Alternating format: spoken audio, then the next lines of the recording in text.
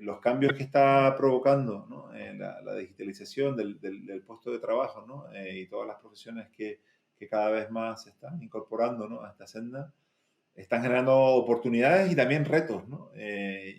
Importantísimos a nivel global, desde las propias grandes ciudades, ¿no? Que son las grandes urbes que podemos decir que se beneficiaron en su momento de ser esos hubs de trabajo, porque las empresas o las oficinas estaban ahí, hasta ahora también, pues las zonas rurales, ¿no? Que han visto casi que el efecto negativo de ese movimiento, y ahora están viendo una oportunidad, ¿no? En cuanto a que puedan haber profesionales viviendo allí, trabajando allí, gastando allí, activando esa economía de servicios local que tan importante es, y se organizan al respecto. Hola, soy Magali Bejar y esto es Tiene que haber algo más. En el podcast desarmamos la historia de profesionales de todo el mundo que se transformaron para estar alineados con sus valores. Desarmamos la historia para entender cómo lo hicieron. Nos ayudas un montón si te suscribís en la plataforma en la que estés escuchando este podcast. Estabas escuchando a Nacho Rodríguez. Él es fundador de RePeople, que construyen un ecosistema de trabajadores remotos en las Islas Canarias con el objetivo de traer un impacto socioeconómico en la región. Ellos gestionan coworkings, co-livings, conferencias y aportan servicios a empresas. Antes de empezar, te invito a sumarte a la comunidad de Tiene que haber algo más. Es una membresía global y remota donde aprendemos con otros profesionales para subir la vara y poder resolver problemas. Esto es para conectarnos con personas desde 8 países que trabajan en cosas diferentes pero que tienen una forma parecida de pensar. Es ideal para vos si también sentís que a veces a tu alrededor no terminan de entender a dónde querés llevar tu carrera profesional o tu vida. Fíjate en tienequehaberalgomás.com/comunidad cómo funciona esto. Y antes de empezar, te cuento que todas las semanas comparto ideas en el correo semanal donde escribo sobre el detrás de escena, lo que voy aprendiendo y mis recomendaciones. Recibilo vos también la semana que viene en tienequehaberalgomás.com/correo. Ahora sí, vamos con Nacho. Hola Nacho, bienvenido a Tiene que haber algo más. Gracias por venir a conversar conmigo. Muchas gracias por invitarme, Magali. Quiero que empecemos con, Nacho, ¿qué es para vos el éxito? Bueno, para mí el éxito tiene que ver con la satisfacción de que lo que haces, porque el éxito puede aplicarse a diferentes ámbitos, ¿no? Realmente te motiva, te divierte, te lo pasas bien, y si además puedes ayudar y crear valor para otros, pues mejor todavía. Bien. Vos que estás en temas trabajo remoto, nomadismo digital hace muchos años, quiero saber, ¿qué es algo en lo que creas que todavía la gente no entiende de trabajar remoto en 2023? Bueno, ahí pues podríamos hablar de muchas cosas, ¿no? Pero desde luego que ahora en 2023 es mucho más fácil, por lo menos que te escuchen, ¿no? Nosotros cuando empezamos en 2014, poco menos que nos miraban con cara de extraterrestres, ¿no? Cuando le hablábamos del trabajo remoto, de los nómadas, etcétera, etcétera, ¿no? Parecía como que algo les sonaba cool, pero no te estaban entendiendo absolutamente nada de lo que le estabas contando, ¿no? Ahora es más fácil, pero es verdad que este movimiento, bueno, la pandemia lo ha acelerado, ahora parece que hay un reajuste, y también depende de con quién y dónde hablemos, ¿no? Es decir, si hablamos de España en particular, y hablamos, por ejemplo, de los empresarios y de los ejecutivos en España, creo que hay una tendencia a volver a la antigua usanza, ¿no? A lo que siempre les ha servido, ¿no? Y yo eso le encuentro una explicación muy sencilla, y es que hay muchos empresarios y altos ejecutivos que no tienen la capacitación para gestionar equipos distribuidos. Nadie les ha enseñado, ¿no? Las empresas que naturalmente han surgido o han evolucionado hacia empresas distribuidas ha sido un proceso, ¿no? Conozco muchas que de manera natural y orgánica trabajaban siempre así, entonces para ellos no hubo un aprendizaje, sino que fue una evolución, ¿no? Pasar de un sistema presencialista a un sistema distribuido requiere mucha capacitación, tanto, sobre todo a nivel de alto directivo, y eso que permea toda la organización. Entonces, ahora, a día de 2023, el mayor reto es que muchas de esas empresas que se han visto forzadas a teletrabajar, que ya no pueden decir que el teletrabajo no funciona porque les ha salvado las empresas durante toda esta pandemia, ahora realmente quieran realmente aprender y entender y aplicar esta nueva forma de trabajar, ¿no? Eso es para mí uno de los grandes retos de aquí en adelante. Mm, sí, 100%, porque no solo cambia la madurez de las empresas, sino también de los líderes, ¿no? Correcto. Como por gestionar esto, como tener personas seguras que se animen a gestionar estas cosas. Correcto. Nacho, vos que empezaste Repeople hace 8 años, quiero saber qué pensás ahora distinto sobre algo que hayas cambiado de opinión. Bueno, para mí toda esta transición o sea, ha sido una evolución. Es decir, nosotros no comenzamos Repeople hace 8 años con un pensamiento de estar donde estamos hoy. Para nada. Es decir, para mí Repeople es la consecuencia de muchas casualidades y de un camino que ni siquiera estaba previsto, porque yo me dedicaba a otra cosa, tenía otra profesión, además en una empresa familiar y bueno, me encontré con este movimiento en 2014, me pareció súper interesante y empecé a hacer diferentes acciones o actividades o iniciativas que fueron derivando en otras y esas otras fueron derivando en otras y al final, a día de hoy, mi trabajo se centra todo alrededor de Repeople, ¿no? Pero no estaba planificado para nada este camino hace 8 años, o sea que ha sido una evolución. ¿Cuál dirías que fue alguna de esas casualidades que marcaron el camino? Bueno, para mí la primera fue el haber abierto un espacio de coworking en 2014, que realmente era más que una oficina compartida, más que un espacio de coworking, no era un modelo de negocio de coworking. Necesitábamos una oficina para un proyecto que surgía de otra empresa. En esa oficina nos sobraba mucho espacio y dijimos, oye, pues a ver quién quiere venir a trabajar aquí, ¿no? Y a raíz de esto, de esta iniciativa que tenía otro objetivo radicalmente distinto, nos encontramos con que empezamos a ver en nuestra oficina compartida a profesionales de todas partes del mundo que ya en aquel entonces estaban eligiendo nuestra ciudad y nuestro destino para teletrabajar desde aquí, ¿no? Entonces, para mí en ese momento me explota la cabeza. Digo, oye, pero ¿cómo puede ser esto?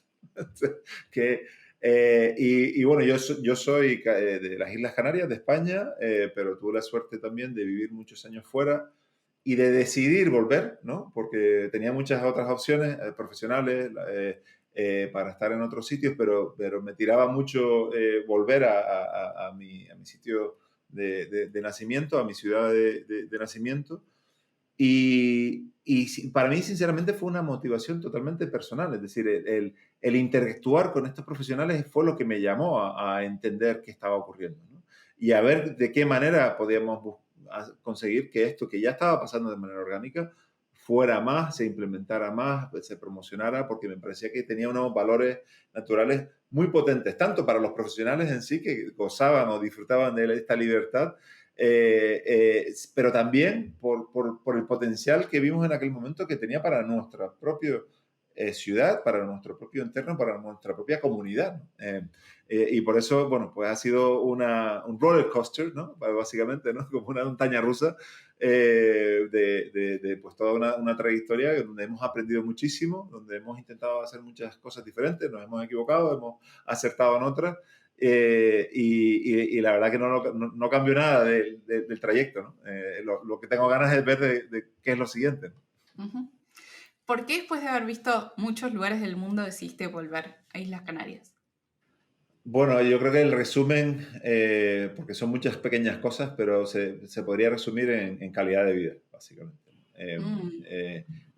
Tengo la suerte de haber nacido en un sitio donde se disfruta de una calidad de vida que, no sé, que posiblemente estemos en el top 1% mundial, sinceramente. ¿Y para qué es calidad de vida? Eso es diferente para cada persona, ¿no? Pero para mí es un equilibrio entre lo que haces, tu entorno, obviamente el clima, qué hacer, la seguridad, la educación, bueno, son muchas pequeñas cosas, ¿no? Pero para mí Canarias, después de haber visto mucho mundo, reunía pues una de las mejores condiciones de eso. También es verdad, bueno, que obviamente tener la familia aquí también es uno de esos factores, ¿no? pero creo que no solo por mí, sino por muchos expatriados o incluso nacionales de otras partes de España que han decidido relocalizarse a Canarias temporalmente o indefinidamente, coincidimos mucho en que esa propuesta de valor es muy potente. Sí, suena que tiene cosas muy, muy buenas en combinación que hacen a la calidad de vida. Em, ¿te acordás cómo fue la primera vez que conociste un nómada digital? ¿Qué hacía esa persona? Pues mira, me acuerdo perfectamente porque fue un empresario noruego que estaba 6 meses gestionando su empresa desde Canarias y fue uno de los que nos pidió poder trabajar en el espacio de coworking, ¿no? Entonces, claro, cuando empiezo a hablar con él y veo que el alcance de su trabajo y de los proyectos en los que estaba y el hecho de que eso no le impedía no estar en Noruega, sino estar en Canarias durante 6 meses al año, porque obviamente el invierno en Noruega no debe ser muy agradable. Digo, ostras, pues si ya hoy en día existe la capacidad de dirigir equipos, de gestionar una empresa desde aquí y de estar haciendo cosas tan interesantes desde aquí, esto es extrapolable a muchas otras profesiones, no a todas, porque por ejemplo en Canarias es una economía muy centrada en los servicios y obviamente pues los servicios son más difíciles de digitalizar y de poder hacer a distancia, pero sí hay una componente pujante de economía del conocimiento que puede aprovecharse de estas oportunidades y sobre todo que puede mirar hacia afuera, ¿no? Yo venía de vivir 5 años en Boston, ¿no? Y Boston es una ciudad dentro de Estados Unidos que está muy conectada con Europa. En el área metropolitana de Boston hay 65 universidades y muchas de las mejores del mundo. Es un ecosistema donde hay muchísimo conocimiento, muchísimo talento, muchísimo intercambio, claro. Cuando vuelvo a Canarias y vuelvo pues, ¿no? a un territorio insular, aislado, a una región pequeña, me faltaba esa interacción, ¿no? Y empiezo a ver que, oye, pues este movimiento puede ser la manera de atraer o de crear un ecosistema en mi propia ciudad, como el que disfrutaba en otras ciudades que se habían convertido en hubs por otros motivos, ¿no? Y ahí es donde empezamos a ver la oportunidad de decir, oye, pues aquí hay una oportunidad de tener un impacto muy importante, de mejorar nuestro entorno como locales y de crear sobre todo también oportunidades para otros locales, ¿no? Que miren más allá de esa economía de servicios que nos limita y miren a las oportunidades que están en cualquier parte del mundo, pero sin tener que abandonar Canarias, ¿no? Porque ese es otro de los problemas que Canarias ha tenido históricamente, ¿no? Es el famoso brain drain, ¿no? La pérdida de talentos. Muchos de los mejores talentos que salían de universidades públicas que hay en Canarias, que son muy buenas, se iban fuera porque no encontraban en Canarias las oportunidades laborales que se merecían, ¿no? Y eso para mí es una lacra, para cualquier ciudad, para cualquier región, es un problema gordísimo.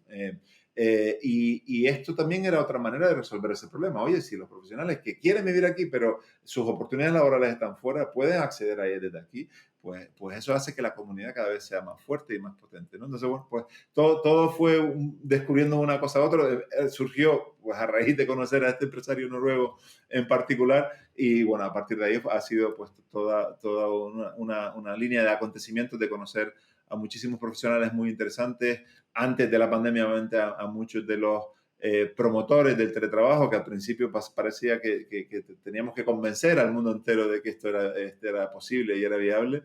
La pandemia, desgraciadamente, fue el motivo, o gracias a Dios, no sé, que aceleró todo esto y ahora pues hay un montón de oportunidades nuevas muy interesantes. Nacho, ¿qué te aportó vivir en Boston tantos años y estudiar fuera de España? Para mí fue algo totalmente necesario y algo que me cambió la vida, ¿no? Y de hecho para un isleño, ¿no? Es algo muy necesario, ¿no? Incluso para valorar lo que hablábamos al principio, ¿no? Para valorar lo que ya tenía.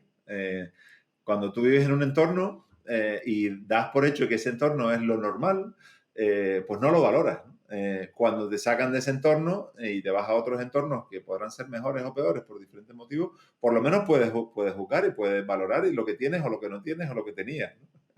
Entonces, por un lado, para mí fue una manera de abrir mi mente totalmente, quizás también porque tuve la suerte de acabar en una ciudad súper interesante, de conocer a gente súper interesante de todas partes del mundo, el entender que el the sky is the limit, ¿no? De que hay oportunidades para todos, ¿no? Pero también aprendí a valorar lo que tenía en casa, ¿no? Decir, oye, pues la calidad de vida que tenía en casa y el entorno, que fue lo que me hizo también volver. O sea, que fue un win-win en toda regla. Bien.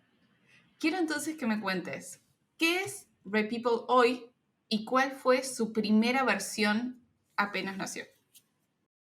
Pues mira, primero te cuento la primera versión. La primera versión se llamaba Coworking Canary Islands. Era un espacio de coworking internacional donde profesionales locales y profesionales de diferentes partes del mundo pues compartían un espacio de trabajo, ¿no? Esos fueron un poco los comienzos, ¿no? Como contaba al principio, ¿no? Cuando nos damos cuenta de todo este movimiento que ya está ocurriendo y de las oportunidades, empezamos a buscar maneras de acelerar un proceso que ya estaba ocurriendo de manera natural, ¿no? O sea, la Gran Canaria y las Palmas de Gran Canaria en particular ya en aquel entonces se habían posicionado como un destino para los pocos nómadas que había en ese momento.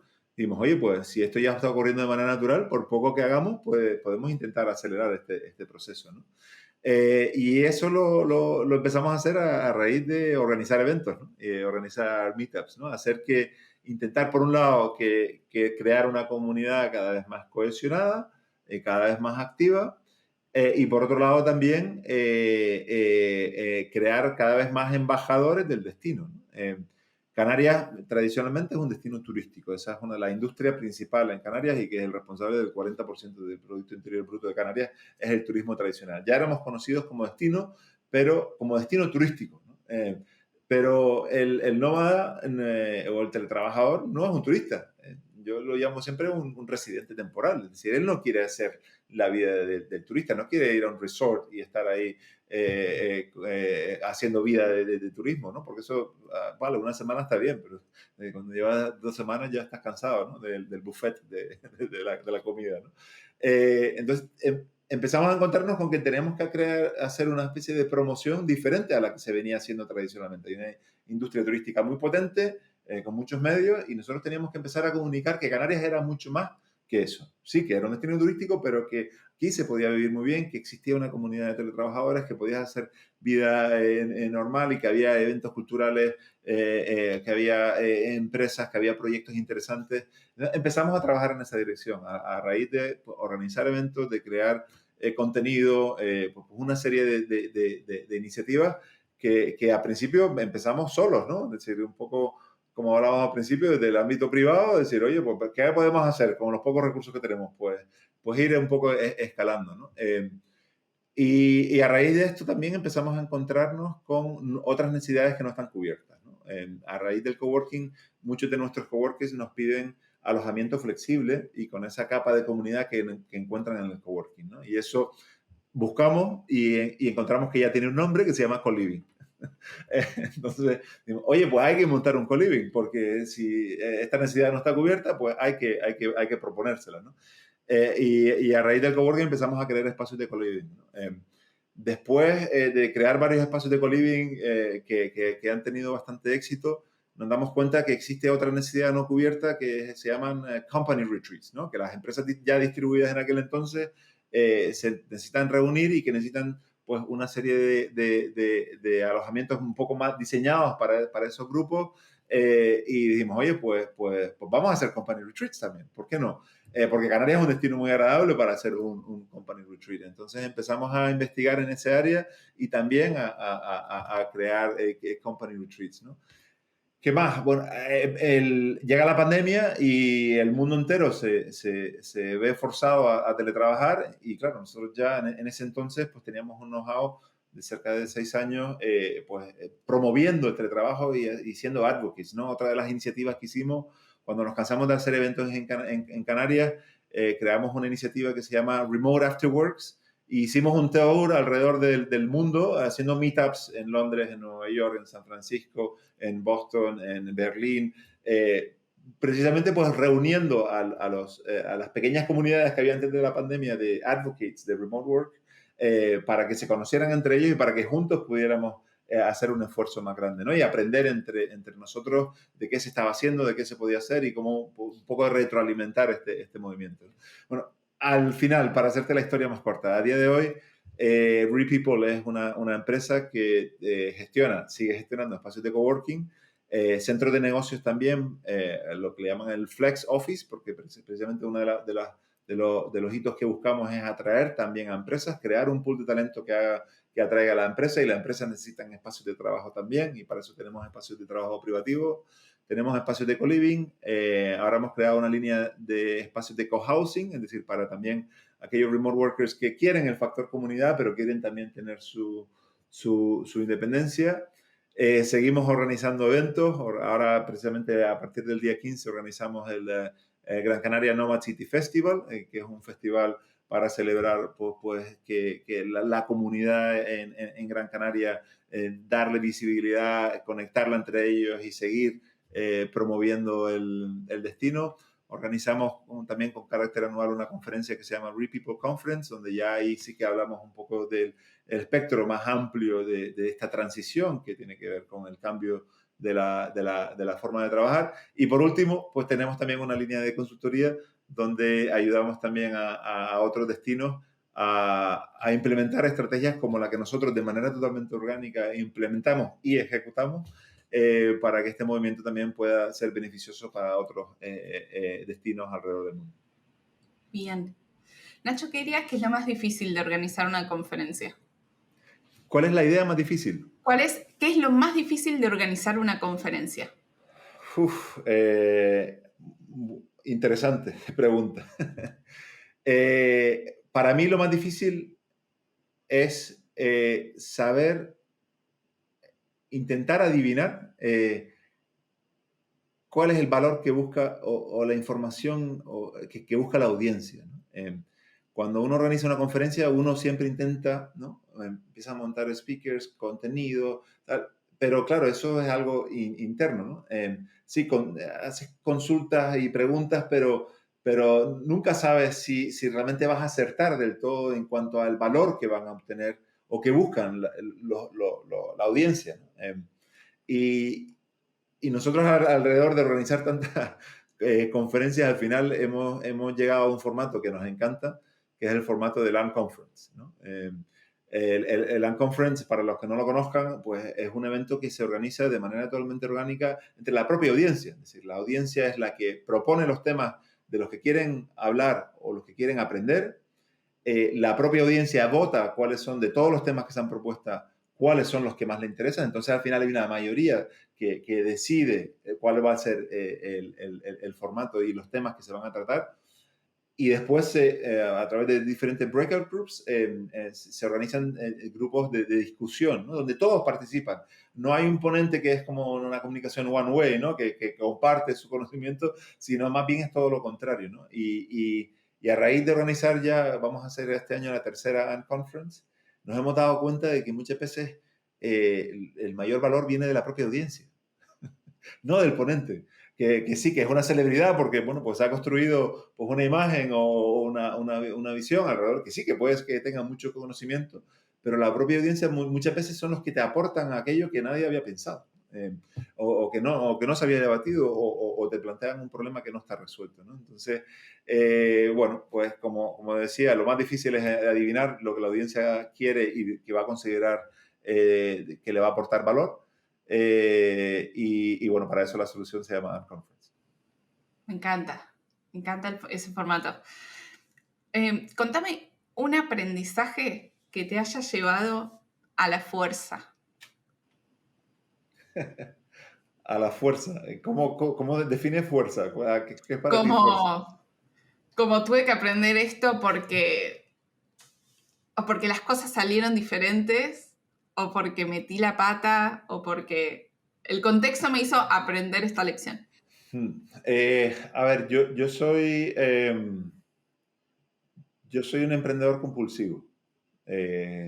Entonces, te podría contar miles de errores, ¿no? Y miles de fallos que me han llevado a decir, hostia, esto no lo tenía que haber hecho, ¿no? Por ejemplo, cuando hablamos de eventos, para mí, cuando organizo un evento, siempre hay un momento en el que digo, ¿por qué estoy haciendo esto? Y tú, que lo has hecho, lo habrás pensado mil veces. Mil veces. Pero cuando eres un emprendedor compulsivo, sabes que hay un trial and error que solo te va a llevar a mejorar o a aprender o a lo mejor a volver a equivocarte por tercera vez, pero bueno, había que pasar ese camino, ¿no? Y no, sinceramente no me juzgo tanto, porque quizás es porque me divierto haciendo lo que hago y muchas veces no lo hago solo por un pensamiento puramente económico, sino más porque me apetece hacerlo. Eh, Ujú. entonces, no me preocupa tanto los errores, sino primero el camino, ¿no? De divertirme en lo que hago. Y bueno, obviamente a uno le gusta tener éxito en las cosas, pero sabes que para llegar al éxito te tienes que equivocar muchas veces, ¿no? Entonces no me preocupan Ok. esas equivocaciones. Entonces, contame algunos ejemplos de cosas que salieron diferentes a cómo te lo imaginabas, o errores o fracasos, la que puedes elegir la categoría que quieras. Por 100 puntos, ¿cuál elegís? A ver, para mí quizás lo que más me ha frustrado en mi trayectoria eh, son casi los temas más personales de apostar por una persona o por un partner o por alguien que al final te has equivocado en el análisis de ese alguien, ¿no? Porque no porque tenga la culpa de nada, sino simplemente porque su visión era diferente, no coincidían en valores, en la forma de ser, en la forma de ver las cosas, ¿no? Y todo ese camino y esa energía invertida, cuando llega el momento en que ya dices, esto no hay manera, o sea, tenía que haberlo pensado bien antes, ¿no? Para mí ese es uno de los temas que más me roban energía, por decirlo de alguna forma, ¿no? Y quizás es como decía antes, por mi forma de ser, quizás más impulsiva y donde tiendo a darle siempre la confianza a la gente hasta que se la tengo que quitar, por decirlo de Ujú. una manera, pues me ha llevado muchas veces pues, a posibles desilusiones, pero que no son culpa de nadie, quizás culpa a veces mía por no pararme, pensar mejor, intercambiar y realmente aterrizar si eso tiene sentido para los dos y después intentar llevarlo, ponerlo en marcha juntos, ¿no? Entonces, quizás ese es uno de los puntos a mejorar en el futuro. Ok. ¿Y cómo haces ahora para elegir personas que se involucran o en el proyecto o con las cuales quieres trabajar o armar nuevas cosas? Pues mira, yo me fío mucho del instinto. Sé que no es lo adecuado y si seguro que me está escuchando algún responsable de recursos humanos se estará tirando de los pelos. Pero es que no tengo tiempo en hacer unos análisis sino al final el instinto y haber interactuado con tanta gente, sabes hacer las preguntas, si sabes hacer las preguntas adecuadas, sabes cómo ver cómo esa persona pues, interactúa contigo o simplemente analizar qué es lo que ha hecho de aquí para atrás y ver si eso tiene sentido, si va en la dirección que tú vas, pues tienes un alto riesgo, una alta probabilidad de acertar, ¿no? Te puedes Mm. equivocar como todo, pero yo tiro mucho de eso, ¿no? De la suma del conocimiento y de la experiencia adquirida y de intentar un poco, pues, profundizar en esa persona y a lo mejor empezar por algo más pequeño, ver si eso funciona y después ir a lo mejor a retos más grandes. ¿Qué es alguna pregunta que les hagas a las personas para entender esto? Bueno, a mí me interesa mucho todo lo que tiene que ver con la parte no económica, ¿no? Es decir, hay muchas personas que, oye, que trabajan por dinero y eso es normal. O sea, vivimos en una Sí. economía Eso es capitalista estándar. y es un estándar, ¿no? Pero me interesa mucho más lo que les motiva, ese salario emocional, ¿cuál es?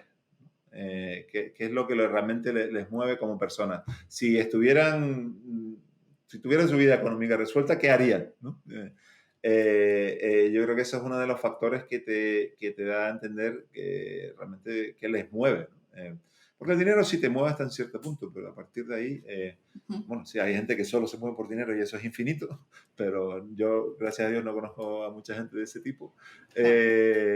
Pero hay otras que le mueven pues, determinadas pues, motivaciones personales, ¿no? Entonces yo creo que ese es el área donde más se profundiza. Nacho, ¿qué harías vos si ahora te depositamos desde la producción de Tiene que haber algo más 1 millón de euros en tu cuenta? ¿Qué cambiarías? Pues creo que, a ver, muchas de las cosas que hemos hecho de aquí en el pasado, como como creo que también, por lo poco que hemos hablado ustedes también, ha sido a base de tirar de voluntarios, de personas que les interesaba este movimiento, ¿no? Estas iniciativas, ¿no? Y que dedicaban pues, el tiempo libre que no tenían pues, a hacer ciertas cosas, ¿no? Ahora, y hablo ya del caso Canarias, ¿no? Con el potencial ya demostrado y las cosas y los hitos que hemos conseguido, yo dedicaría ese dinero a montar un equipo realmente potente y simplemente a intentar financiar un crecimiento más rápido, ¿no? De todo lo que podemos llegar a conseguir. O sea que básicamente me lo gastaría en personas. Perfecto, bien. Salarios. Antes de todo esto, ¿tuviste algún trabajo que hoy lo mires con cariño porque ya no tiene sentido con quién sos vos hoy? A ver, yo he tenido pocos trabajos en mi vida. Estuve muchos años desde que me gradué trabajando en una empresa familiar en el sector de energías renovables. Era un sector que me gustaba mucho, me apasionaba precisamente por el impacto que tenía. Estuve cerca de 15 años en esta industria. Pero también me di cuenta en un momento determinado que también estaba en ese trabajo quizás por la influencia de mi familia, no tanto porque yo hubiera elegido personalmente, sino que al final todo te influencia, todo lo que está alrededor tuyo. Y estaba contento, pero no era mi camino. Entonces, ahora sigo participando en esa empresa, sigo intentando ayudar, pero siempre desde como externo, ¿no? Pero me he dado cuenta de que lo que realmente me apasiona es mi propio proyecto personal y lo que llevo haciendo varios años. Mm. ¿Qué dirías que fueron algunas buenas decisiones que tomaron en RePeople, en toda su historia, que hicieron que ganara atracción? Bueno, precisamente crear la marca RePeople.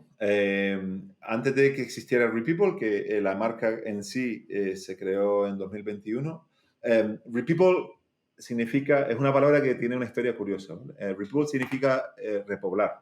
Eh, Normalmente en inglés se utiliza repopulate, ¿no? Que es la traducción directa de repoblar, ¿no? Y lo que me hizo gracia cuando encontramos esta palabra es que es una palabra que siempre ha existido, pero alrededor de la revolución industrial, hace 300 años, pues por los motivos que sea, se dejó de utilizar en favor del repopulate, ¿no? Y para mí este movimiento que estamos viviendo, ¿no? Que nosotros le llamamos el telework era, ¿no? Quizás todavía quedan unas décadas para que le pongamos el tag, ¿no? Tiene que ver mucho con deshacer muchas de las cosas o de los efectos de la revolución industrial, ¿no? Revolución industrial, pues oye, las fábricas se crearon en las ciudades y todo el empleo migró a las ciudades porque era donde estaba el trabajo, ¿no? Alrededor de las ciudades, después cuando las fábricas se fueron, se crearon los distritos financieros y las oficinas y todo el mundo se siguió quedando en las ciudades porque ahí era donde estaba el trabajo, ¿no? Y si te fijas alrededor del mundo, todo el urbanismo, todo estaba alrededor organizado alrededor de un poco los efectos de esa revolución industrial hace 300 años, ¿no? Y ahora estamos viviendo una transición donde, por lo menos en la economía del conocimiento, que es la que mueve el mundo, ahora realmente ya no hace falta vivir en San Francisco, vivir en Nueva York, vivir en Londres para hacer lo que te mereces hacer o lo que quieres hacer o para construir cualquier tipo de proyecto, ¿no? Y estamos viviendo como una declosión, ¿no? de ese efecto de la revolución industrial, ¿no? Y Repeople está conectado un poco con nuestra misión, ¿no? De repoblar, en este caso, las Islas Canarias con talento internacional, de generar oportunidades para el talento local y generar un impacto socioeconómico muy importante. Bueno, y simplemente, bueno, porque antes de RePeople existían varias marcas. ¿Por qué? Porque era un proyecto que había ido evolucionando de manera orgánica, ¿no? Primero Coworking Canary Islands, después los Colivings, cada uno se llamó con un nombre. Después Nomad City era la marca que teníamos para la conferencia, porque eran cosas que se nos iban ocurriendo y que las hacíamos, pero que no habíamos planificado con antelación, ¿no? Cuando llegamos a RePeople miramos para atrás y dijimos, no, no vale. esto tiene coherencia, tiene orden todo lo que hemos hecho, pero está todo disperso. Vamos a crear un paraguas y decir, oye, ¿por qué hacemos esto? Y esto es todo lo que hacemos y va en esta dirección, ¿no? Y para mí eso también, solo el ejercicio, y además lo hicimos durante la pandemia, ¿no? Estábamos ahí metidos de lleno en esta transición y estábamos también reflexionando sobre lo que estaba ocurriendo, sobre lo que habíamos hecho de aquí para atrás y sobre lo que podíamos llegar a conseguir de aquí en adelante, ¿no? Entonces, Ujú. para mí es uno de los hitos importantes en toda esta trayectoria. Mm. ¿Sabes qué? Se me viene a la cabeza esto que cuando vas creciendo, como haciendo proyectos que quizás a vos te hace sentido, pero para el resto no, algo así también le pasó a Tiene que ver algo más, que fue creciendo como para todos lados, la gente de afuera no lo entiende. ¿Cómo hiciste vos para superar esa dificultad de poder explicar tu proyecto de manera fácil para que personas que no tienen nada que ver con esto entiendan qué estabas haciendo? Mira, lo primero es ser un cabezota, ¿no? No explicar nada. No, y no depender de nadie, ¿no? Es decir, si dependes de terceros, tienes que conseguir la aprobación de los terceros para tú hacer lo que Ujú. consideras que tienes que hacer, ¿no? Nosotros no tenemos prisa en ese sentido, ¿no? O sea, no tenemos o sea, no tenemos gente que nos financie la empresa, o sea, somos independientes, no hemos buscado inversión para crecer más rápido, con lo cual tendríamos que vernos obligados a justificar lo que hacemos o lo que dejamos de hacer. Hemos sido libres en ese sentido de hacer y equivocarnos y deshacer lo que hemos querido, ¿no? Y de hecho, de estos 8 años, durante 4 o 5, casi que para nosotros era un hobby, es decir, que era un side job en el que simplemente nos estábamos divirtiendo, nos parecía interesante y lo hacíamos más por la pasión que porque esto pensáramos que se fuera a convertir pues un negocio, ¿no? Y de hecho todavía seguimos un poco manteniendo esa filosofía, ¿no? Obviamente ahora lo que buscamos es que sea sostenible, simplemente para poder seguir teniendo esa libertad de hacer y deshacer como nos apetezca, ¿no? Y no Ujú. tener que estar justificando nada, ¿no?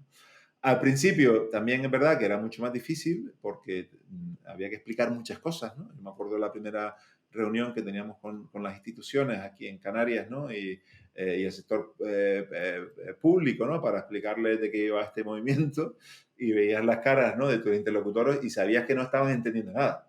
Le hacían así, pero la realidad es que no estaban entendiendo. Y aún así, algunos incluso hasta apoyaron porque yo creo que les hacía un poco de gracia, ¿no? Que esto era algo nuevo pero no entendían realmente el trasfondo y la oportunidad que había detrás, ¿no? Ahora no, ¿no? Ahora todo es mucho más fácil porque ya todo el mundo sabe lo que es teletrabajar.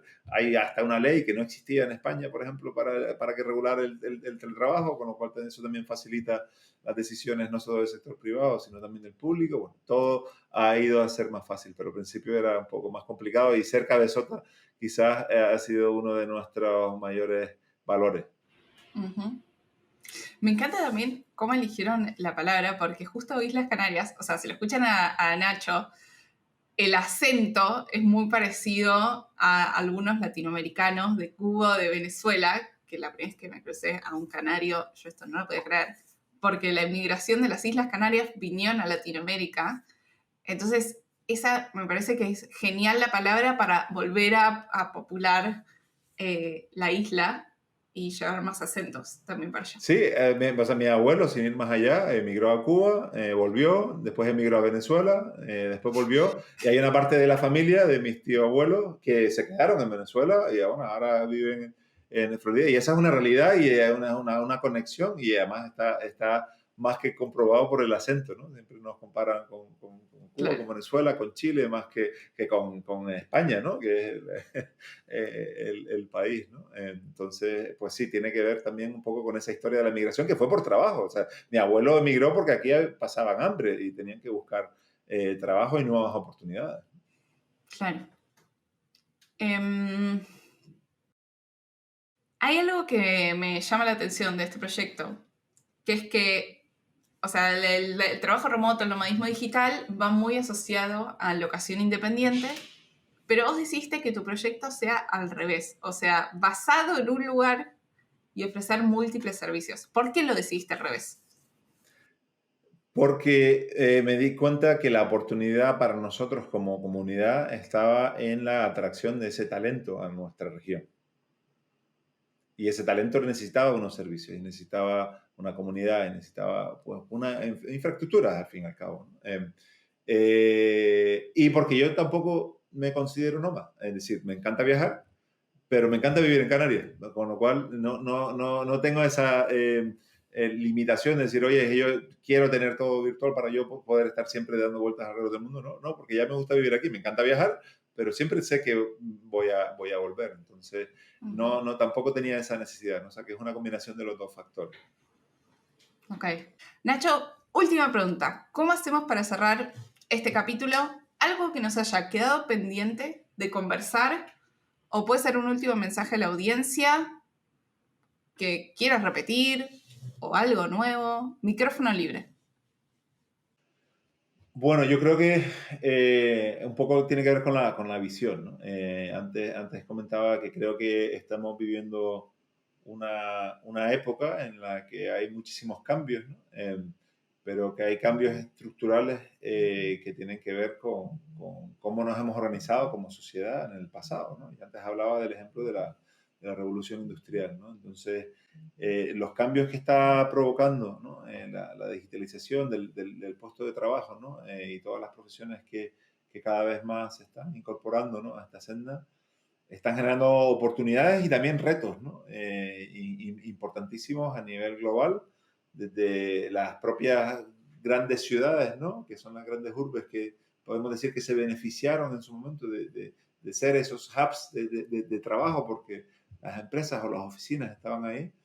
Hasta ahora también, pues las zonas rurales, ¿no? Que han visto casi que el efecto negativo de ese movimiento, y ahora están viendo una oportunidad, ¿no? En cuanto a que puedan haber profesionales viviendo allí, trabajando allí, gastando allí, activando esa economía de servicios local que tan importante es, y se organizan al respecto, ¿no? Entonces, para mí es un movimiento y una oportunidad y una transición que me apasiona, que creo que puede crear mucho impacto positivo, que es tan importante potenciar el impacto positivo como el minimizar el impacto positivo, el negativo, perdón, y hacer las cosas bien, con conocimiento y con esa visión un poco de largo plazo. Y para ello, pues me encanta que haya proyectos como el vuestro, Magali, que a través del podcast pues le dais voz a todos estos actores que están haciendo cosas tan importantes, ¿no? en diferentes partes del mundo, como sobre todo pues el trabajo que estáis haciendo para la propia comunidad de Buenos Aires, que ya sabemos que es súper importante y que aporta muchísimo valor, y que ojalá pues busquemos o busquéis la manera de hacerlo sostenible en el tiempo, porque es fundamental. Muchas gracias, Nacho, por venir y tomarte el tiempo de compartir todo esto. A ustedes por tenerme por aquí. Gracias por escuchar este capítulo. Si tenés una amiga o amigo que le pueda gustar, reenvíaselo, que nos ayuda a crecer. Todas mis reflexiones mientras construyo Tiene que haber algo más están en el correo semanal en tienequehaberalgomás.com/correo. Todos los links de lo que hablamos están en tienequehaberalgomás.com, y mándame tus comentarios por redes sociales. Nos vemos la semana que viene.